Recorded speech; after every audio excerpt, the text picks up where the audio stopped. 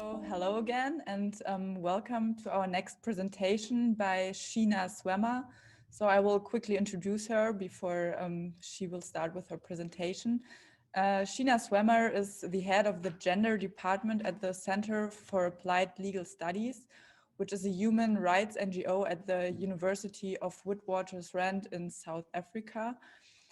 She works specifically in the field of gender and violence and focuses on how violence affects numerous vulnerable groups in the country, including animals. And in her presentation today, Sheena will focus on the intersection of violence in South Africa's home and suggests that domestic violence laws be developed to include companion animals. So welcome, Sheena.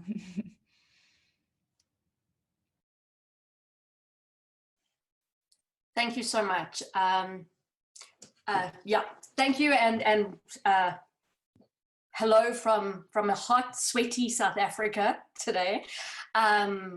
It's really a privilege to be part of this conference and the great submissions that have been made. As my slide says, I'm going to be speaking about South African domestic violence and our laws around domestic violence and the potential to include companion animals under these laws.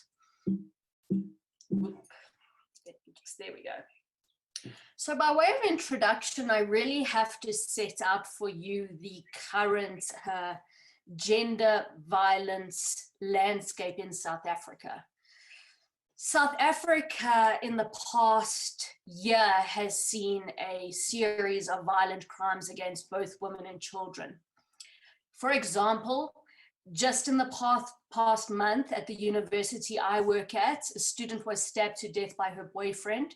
And in the past week, a man was imprisoned for raping his teenage daughter. In South Africa, our domestic violence rates are higher than many countries. And as you can see at the bottom there, our femicide rate is 5 times higher than the global average.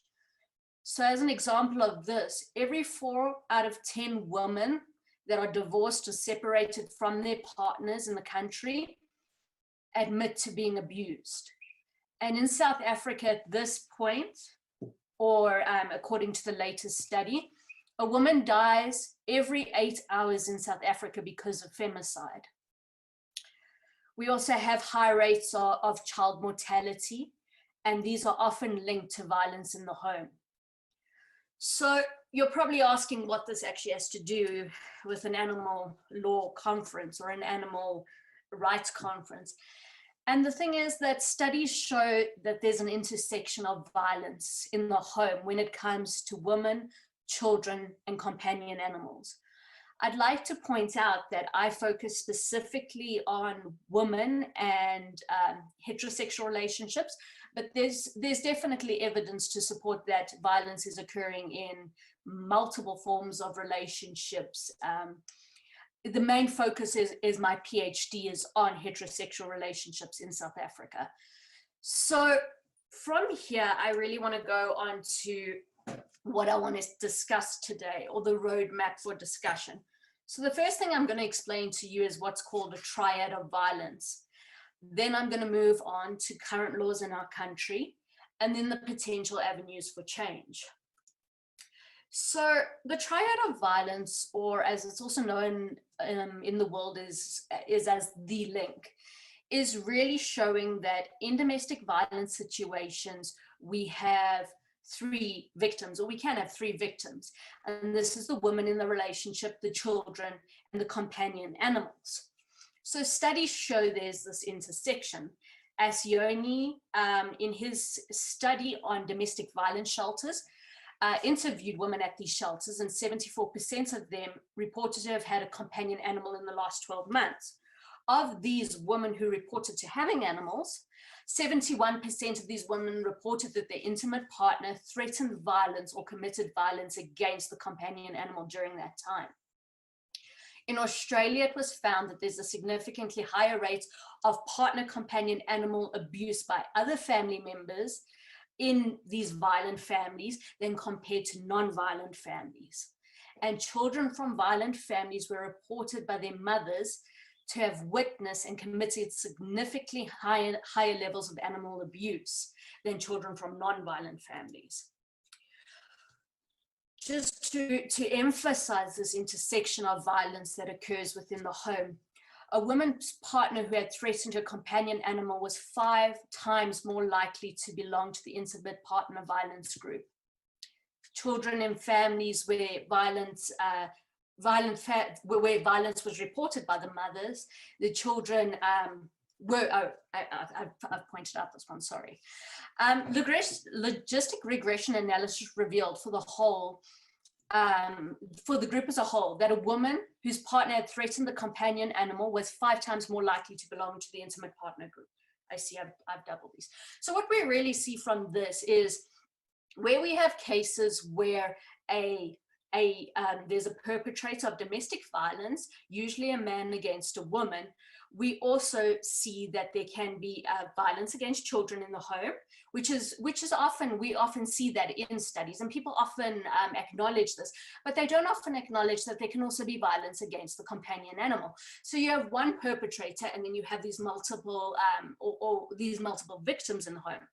But what is even more important and really highlights the kind of the folds of this, or the complexity of these situations, is that victims in these types of situations can become perpetrators. So we see that in studies, and it says here, IARC in a study found that 2 instances of women who had domestic violence committed against them, hurting or killing their own companion animals. And then we have studies that show that children who experience violence, and this isn't just experience where we say a child has seen violence, this is where a child even hears violence. These children are more likely to then be aggressive to the companion animal in the home, as well as other children at school and in their relationships outside of the home. So we see how violence in the home both works from the perpetrator to the victims, but it really is more sinister in that, is that the victims can also become perpetrators. And at this point in time, and here I've got Frederick, who says, noted in a sample of children aged between 2 and 12 years old that the victims of sexual abuse, 35% of boys and 27% of girls were reported to be cruel to animals. What we really look at, and this is where I'm going to go from here, is very few places in the world, including South Africa, actually acknowledge this link, or the triad of violence. We have some jurisdictions like in Australia and some states in the US, such as Arkansas, that do have cross-cutting legislation, laws that speak to this kind of perpetrator and victims and compounded victims type of situation. But in South Africa, we don't have this. So South Africa has one primary act that deals with domestic violence, and this is called our Domestic Violence Act. And it's a lot like other acts in the world, where you will go and you will apply for a protection order, and then one will be given, and then if the perpetrator tries to contravene the protection order in any way, that person should be arrested. So we have that type of system in place, and then we have a criminal law system that if you violate someone, that can fall under abuse, that can fall under a sexual offense. But our primary act is the Domestic Violence Act. And our Domestic Violence Act does not explicitly protect animals, and it does not mention animals. So you'll see in places like Arkansas, you can protect animals under their Domestic Violence Act, because animals are mentioned in terms of that act. So in South Africa, the only way to protect your companion animal from violence is that you would have to, is 2 ways. You would have to either assert the animal is a form of property, which we obviously don't want to do, because it's problematic when we refer to things that are living, have rights, and a valuable, they are valuable in their individuality. It's problematic when we accord those types of individuals or we put them under the umbrella of property. And it's specifically egregious in our country because we have a history of people being made property. And for those of you who don't know South Africa, we have the history of apartheid in our country, and we subjugated an entire group of people. So it's not advisable, it's not the proper way that animals will fall under property. The other way to get an animal protected in terms of this act is hoping that the magistrate, which is like a judge, will include the animal under their discretion. So the problem with this type of situation is you don't want to leave anything to someone's discretion, especially in a country like ours where we're not progressive around gender-based violence, but we're even less so progressive around animal rights and animal welfare. You don't want to be leaving that to the discretion of your magistrates. So there's a real situation here where we don't have any inlet for animals under our domestic violence laws. So the protection animals currently have in our act is under the Animals Protection Act, and this act is a 1960-something act. So it is very dated and it is very problematic. So the only this is the only form of protection animals get in our country at this point in time. And the act has the issue that it doesn't actually deal with the intricacies of domestic violence and violence against animals within the home. It is very broad and it just sets up violence in general, not very well either.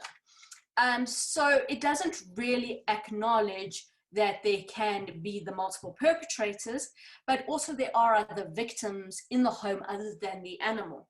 So it doesn't acknowledge that you can sometimes assist a child by seeing that an animal has been violated. Sorry, I keep turning to my dog on the floor here and speaking to him in this. So it doesn't acknowledge this. And that's problematic because it really is a thing of when we acknowledge this triad of violence, we can prevent violence against other victims when we see violence against one. So further problems with our Animal Protection Act is that it only has criminal sanction. So it's like your normal common law or your criminal law statutes or laws. It only says that you will be punished for committing this act. It doesn't offer any type of protection act. It only offers your sanction. And in terms of the Animal Protection Act, your sanction in terms of these things is also very meager. So your sentencing is usually a fine. And in terms of that act, and that act is very old, your fines can be as little as 4,000 Rand. And I realized at this point that you're probably not going to know what that is, but 4,000 Rand is, I should have actually done the conversion, but 4,000 Rand is a tiny amount of money in this country when you consider the nature of abuse. So we have a system where the Domestic Violence Act doesn't acknowledge animals, and we have a system where our Animal Protection Act doesn't really help animals generally, but also doesn't acknowledge a certain type of violence in the home, which occurs and has multiple victims. So what kind of developments do I see in terms of our law? So first is including companion animals as complainants under our Domestic Violence Act. So what I mean by that is when we say complainants in terms of an act, we're saying the people that can apply for a protection order. And here we allow children to get protection orders. We should allow any interested party to apply for a protection order on behalf of an animal. This is done in terms with children in our country. This is entirely allowed in terms of protecting children in our country, and something similar can be used with regards to animals. It was really not novel in any way. What's very important is that we have no interdepartmental contact in the country. So our main watchguards or our main animal welfare guarding body is our NSPCA.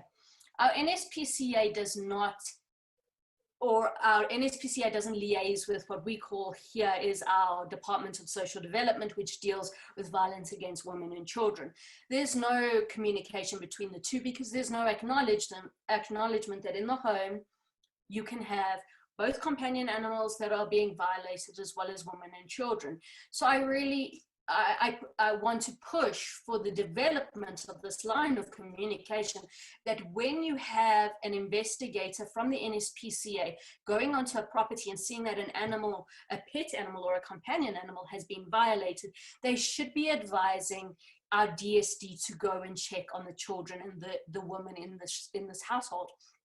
Same with when you have a child that's been abused or a woman that's been abused. These departments should be talking to each other and make sure that all victims in the home are being monitored and their rights are being realized.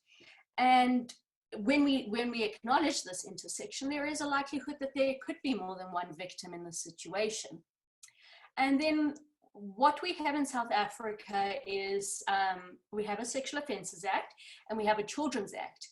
And both of those acts make it an obligation in the law that any person who knows that a child has been neglected, intentionally neglected, has been sexually violated or physically violated, has an obligation to report that case to the police. This comes with a crime. It's actually an offense not to report. I suggest development of these types of similar provisions in our Animals Protection Act, where every person has an obligation to report violence against animals in the home. So this is really a place where you see that, especially in the case, because with regards to this provision, it's for children.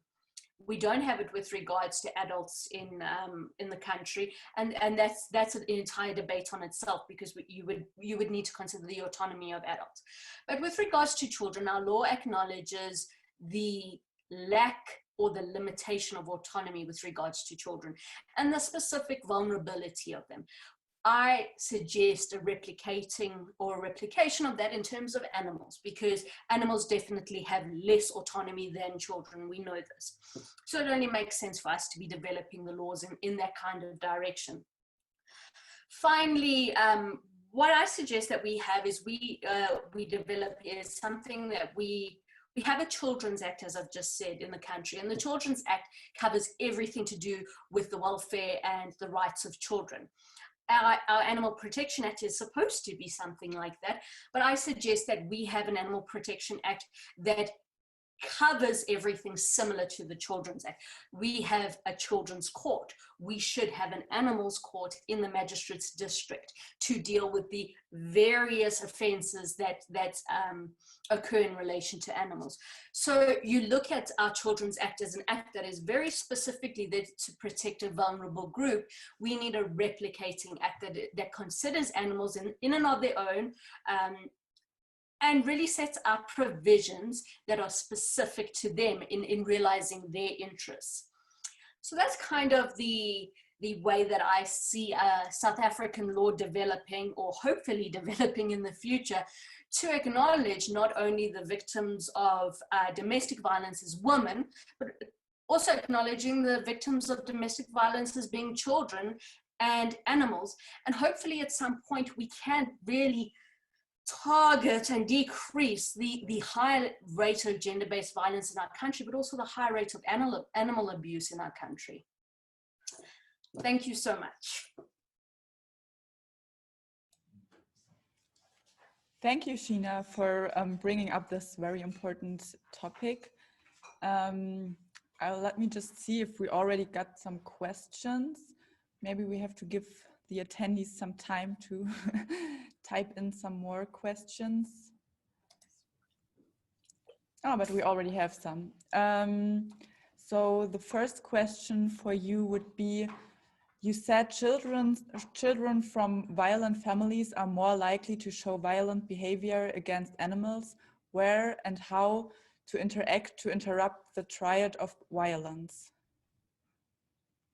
With regards to children having this type of reaction to violence, that's really about children getting care. So it's about people being aware when children start exhibiting this type of behavior and getting help for them. And in our country, it's especially difficult because we don't have the types of services, psychological or psychosocial intervention services.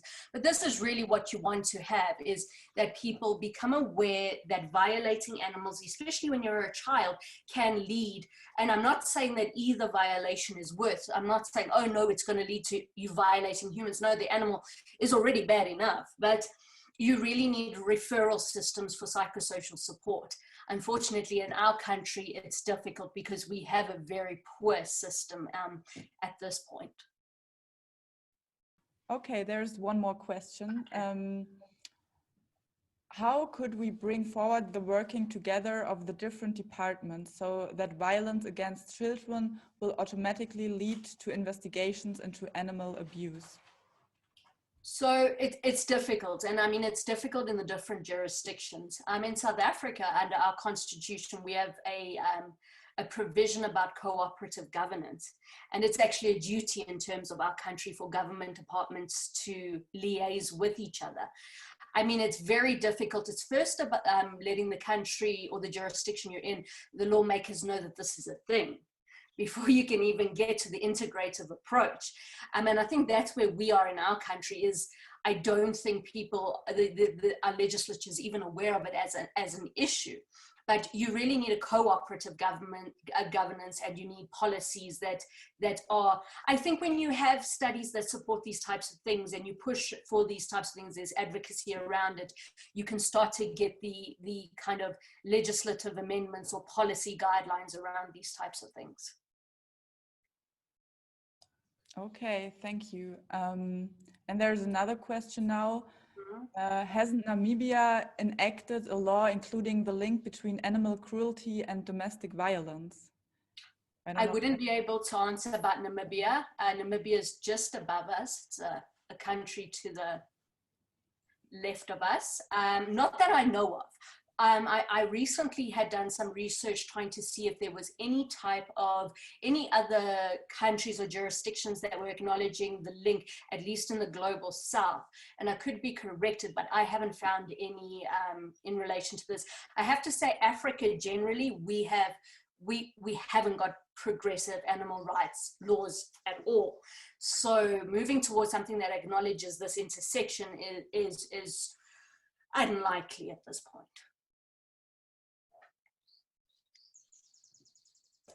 Okay, thank you. There's another question.